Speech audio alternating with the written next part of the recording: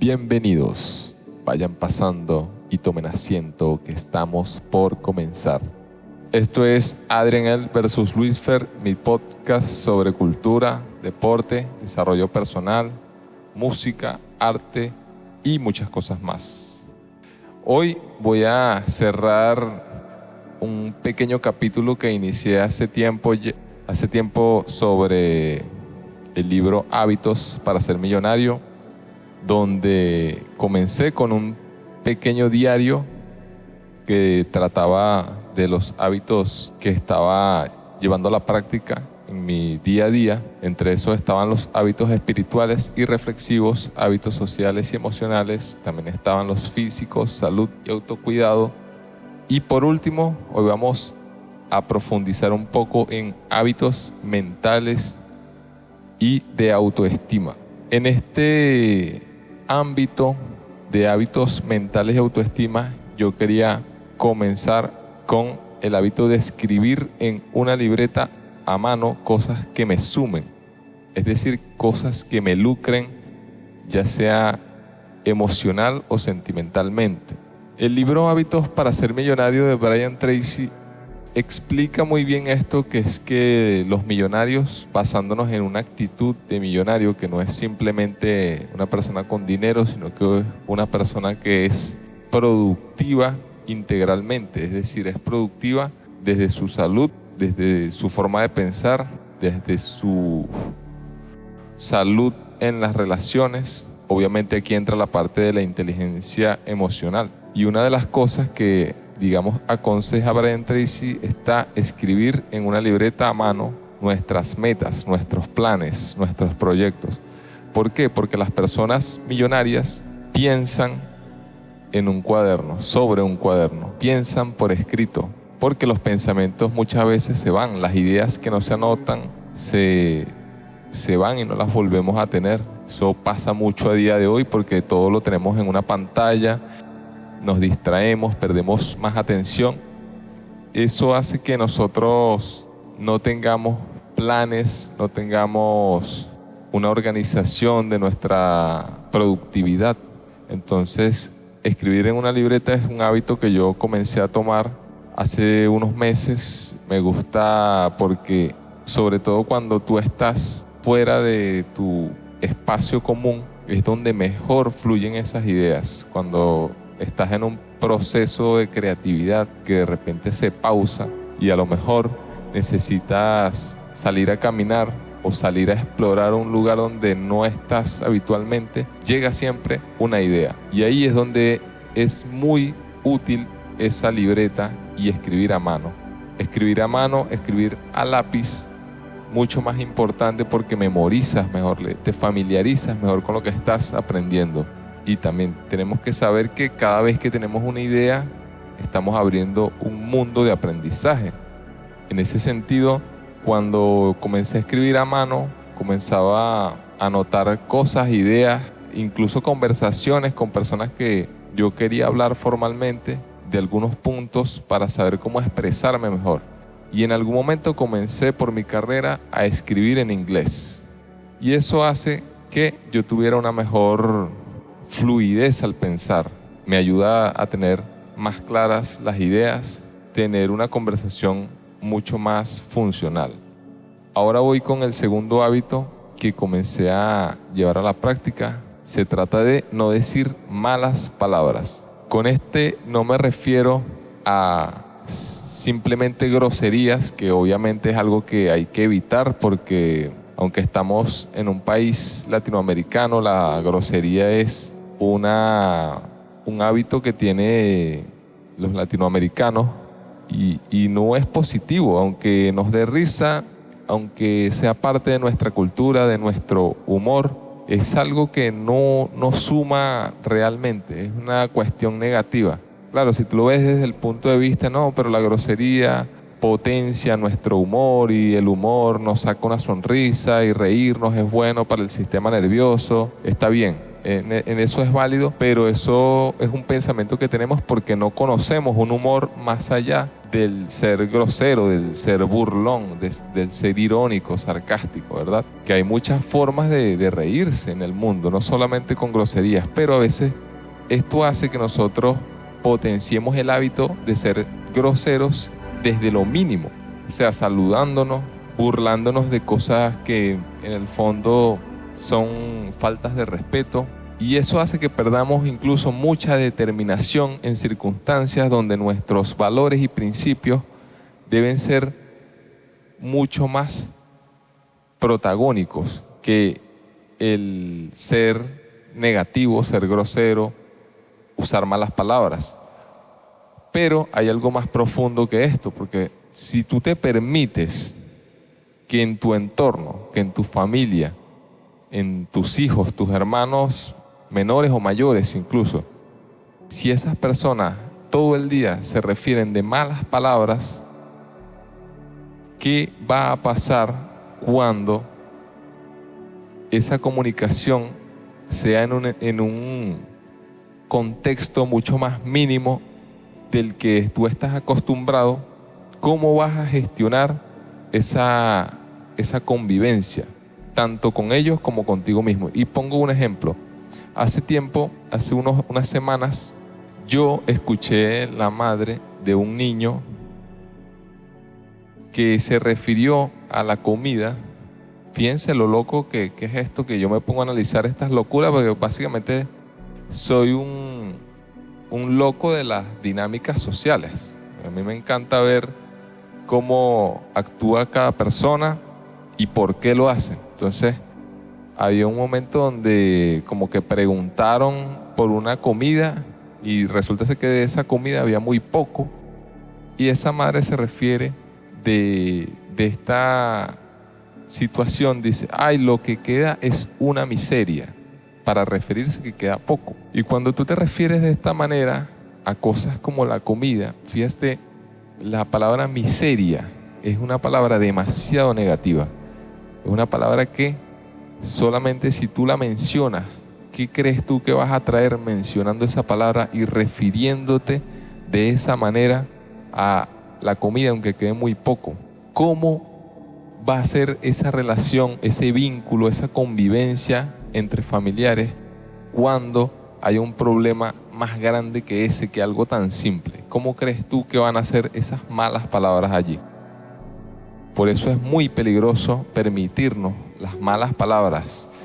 Y esto es un solo ejemplo, pero en Venezuela hay miles de palabras que yo con este aprendizaje ya hasta me da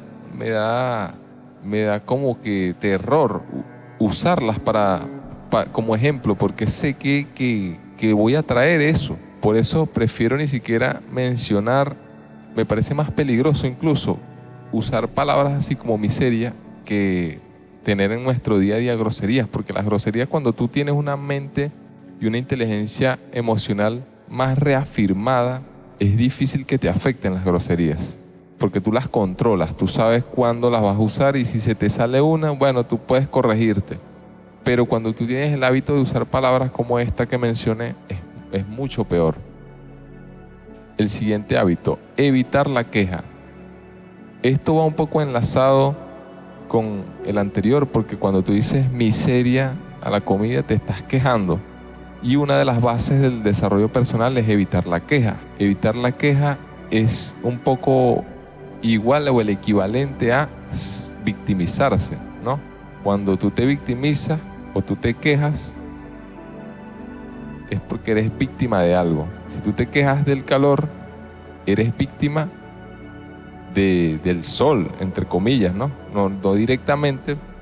Si tú te quejas del calor, eres víctima del calor o de la naturaleza, si vamos más filosófico. Pero evitar la queja, ¿por qué?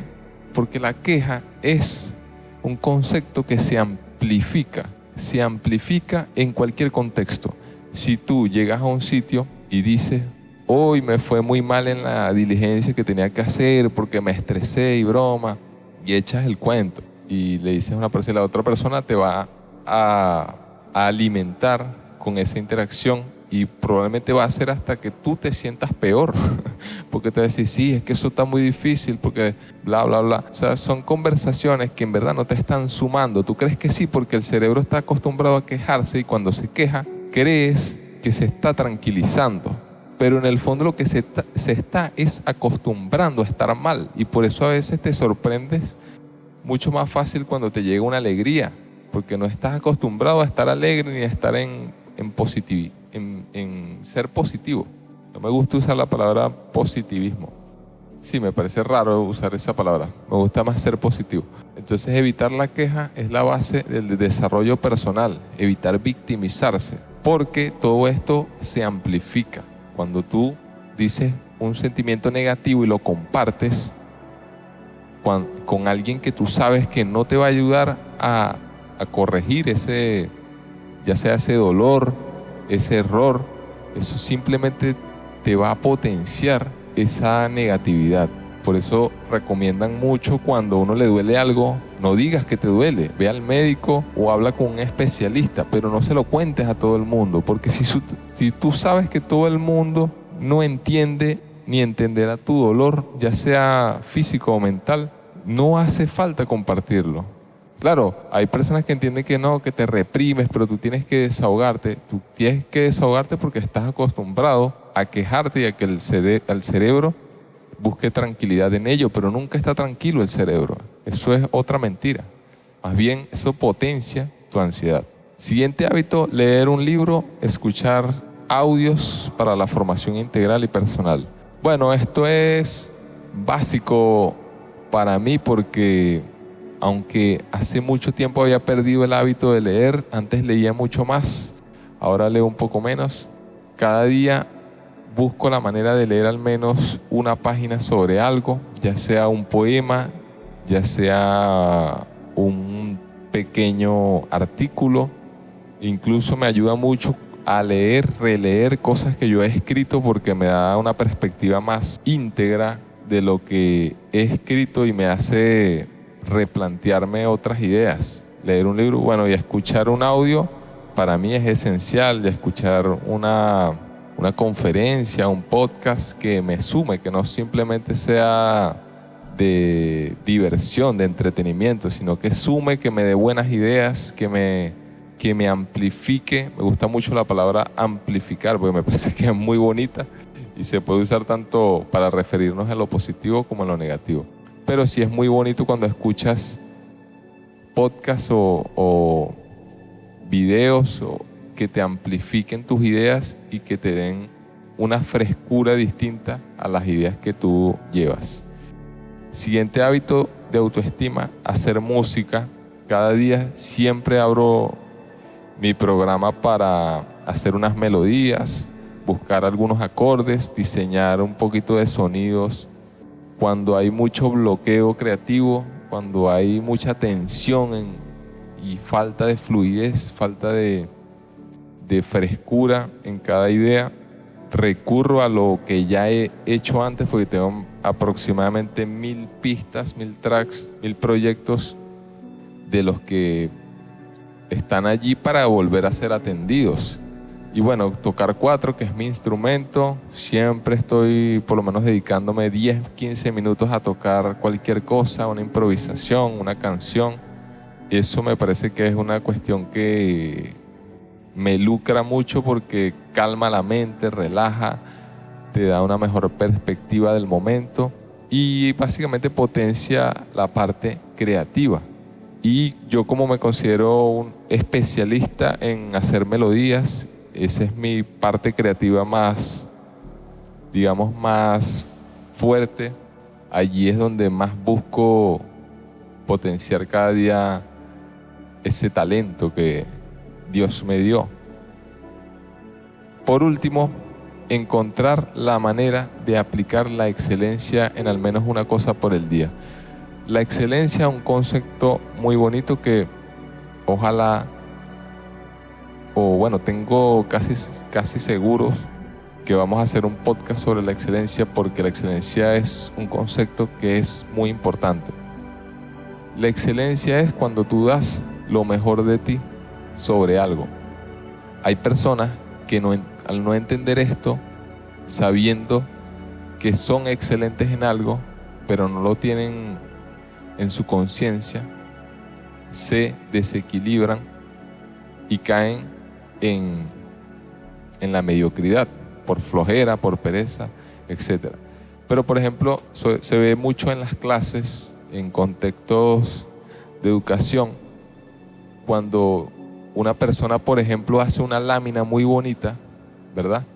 Con letras limpias, todo eso. Eso es excelencia. Y esa persona a lo mejor no es consciente de eso. Y es excelente allí, pero luego en otra cosa, a lo mejor no tanto, ¿no? Ahí es donde uno tiene que abusar entre comillas, ¿no? De las ventajas injustas que uno tiene. Y mucha gente es excelente en un ámbito donde otras personas les cuesta más. Por ejemplo, en las láminas, cuando hacen una exposición, la gente que destaca allí normalmente son excelentes en cosas de manualidades, en el lado artístico, ¿verdad? Pero dependiendo del contexto en el que tú te muevas, tienes que aspirar a la excelencia. Si tú estudias en la universidad, si tú vas a clases cada día, tú tienes que ser excelente allí, porque por algo estás allí. No puedes estar allí esperando que suene el timbre para irte. O sea, allí es donde tú tienes que saber que la determinación también es muy importante, porque te ayuda a ser consciente de todo. En mi caso, en la música, cuando hago una canción, yo aspiro a la excelencia. Yo limpio mi voz, limpio los ruidos que haya. Busco que suene excelente. No vamos a decir perfecto, porque eso ya suena como muy, muy utópico, pero tienes que buscar la excelencia si eres músico. Si eres artista, si eres pintor, tienes que encontrar la coherencia con esa excelencia. Si eres modelo también, sobre todo porque es un ámbito muy artístico, no puedes flaquear, no puedes decaer por no tener claridad. Tienes que saber que si tú eres talentoso, si tú sabes que tienes un talento que no todo el mundo tiene, que te desmarca, que te diferencia del resto, se te va a hacer mucho más fácil ser excelente.